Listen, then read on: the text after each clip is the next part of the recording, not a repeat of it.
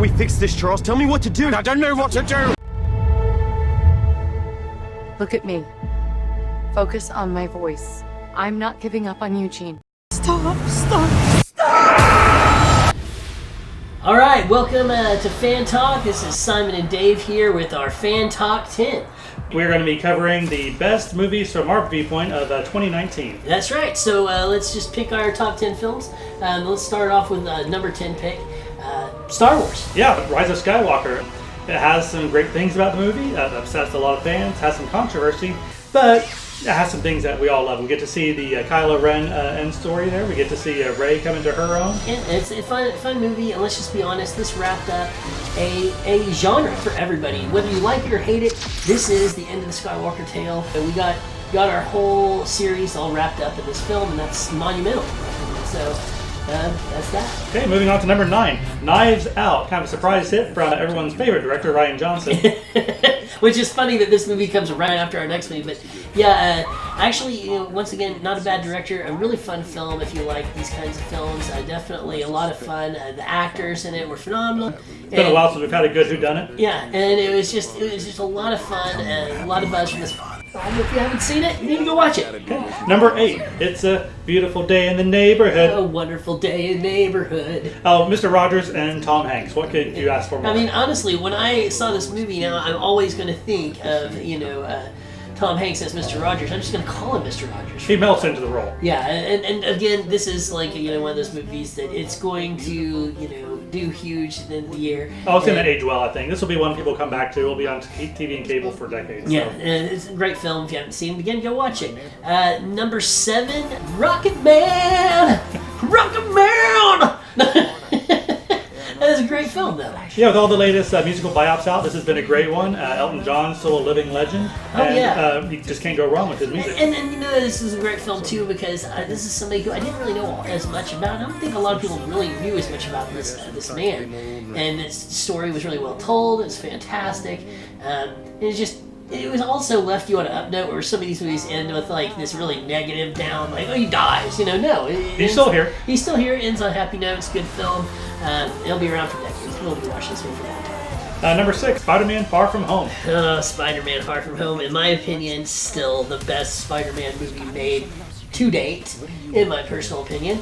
And great villain, great movie, acting fantastic, best Spider-Man, period. Holland is a fantastic Spider-Man, and let's just be honest, this movie also is wrapped in a ton of controversy over the whole Disney and Sony and everything, and so this movie not only was a great film, but also it had a lot of buzz. Everybody talking about it due to all the drama in the background. Yeah, and even with the great cliffhanger, we now know that we're going to get another one, so Spidey's going to be around in the MCU, and it's great. Let's move on. Number 5, my favorite hitman, John Wick. 3! He's back. He's taking some abuse and giving even more out. Yeah, he's back. He's bad. You're black. I'm mad. It's just like killing people with books and with pencils. And the great action set pieces, the long takes. I mean, I want more of these movies. And we're getting another one, and possibly a series. So more John Wick to come. And the Keanu-sans is going on. Yeah. Number 4, Ford versus Ferrari. For being a gearhead type movie, this is a superb movie. Great acting throughout. Christian Bale is awesome. Yeah, and if you're a car fan at all, I mean, everybody knows Shelby, and everybody knows about his commitment to Ford and to vehicles in general. And this story is a very awesome story, and there's a lot of people who might not know a whole lot about the whole thing. But it's a great story. The acting in the movie was phenomenal and very true to tales. This felt like a throwback on Hollywood as far as like having a blockbuster that can actually win awards. Yeah. Moving on to a more controversial movie, The Joker, in our number 3 spot. And another one, and it was just phenomenal. You may not have been expecting this much from it. I was expecting a fun film. I thought I was going to dislike a lot about it, and in the end, it just decimated the box office. This movie has done more than anybody could ever have dreamt. It was a phenomenal film. It's probably going to be that film that changes things for. It shows what a comic book movie could do. Can do, and I'm just saying that there's going to be a lot of movies that emulate this. This is the Matrix of our time.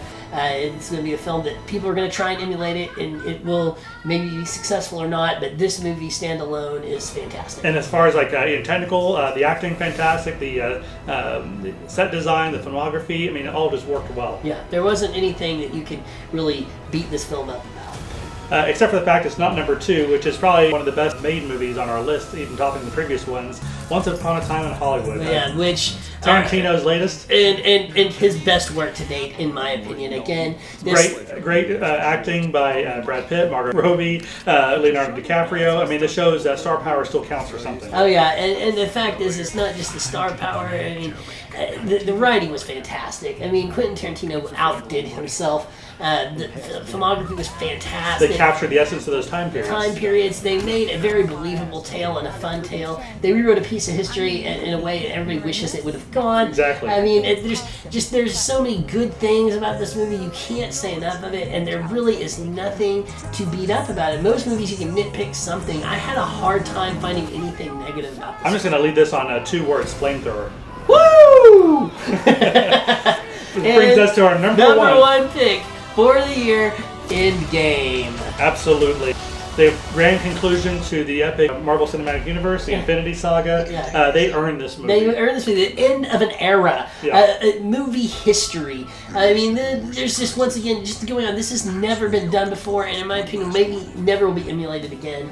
And they earned every single clap on the back, fan throw out that they threw in that movie. It was all well earned. You can't say much more about it. I mean, you can't fit that many characters in a movie without all the legwork we've done previously. No, and you can't. Never before have you seen a kind of cast ensemble like this, where somebody outshines somebody else, where it felt forced or it falls apart because there's too much star power. And there was never any of that in this. It just all flowed together well. It was a ton of fun, entertaining, exciting, and on your left. Yeah, exactly.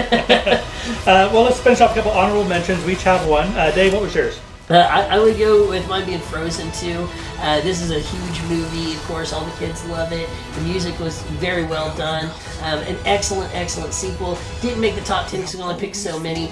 But again, I think Frozen 2 is going to be one of those classics, especially for a Disney sequel. I don't think this has been a real hit. Okay. Mine, I go with more of a guilty pleasure, Jumanji: The Next Level. It's not going to win a whole lot of awards, if any, but it was a fun sequel to Jumanji from a couple years ago with The Rock, Kevin Hart, and all the others. I think it managed to keep the same level of magic in this movie as far as like the cast interaction, expanded the world slightly, and it was just a fun popcorn go-see movie. And in a year that had a lot of duds and a lot of flameouts from old IPs, this is one that shows that if it's done right, it can still keep going, which is why it made my list. Yeah. And, coming up, there's a lot of things that we'll be talking about here on a Fan Talk 10. A lot of stuff coming out this year. We're going to be talking about more top 10s. So make sure you tune in to Fan Talk and like and subscribe. A new day has begun.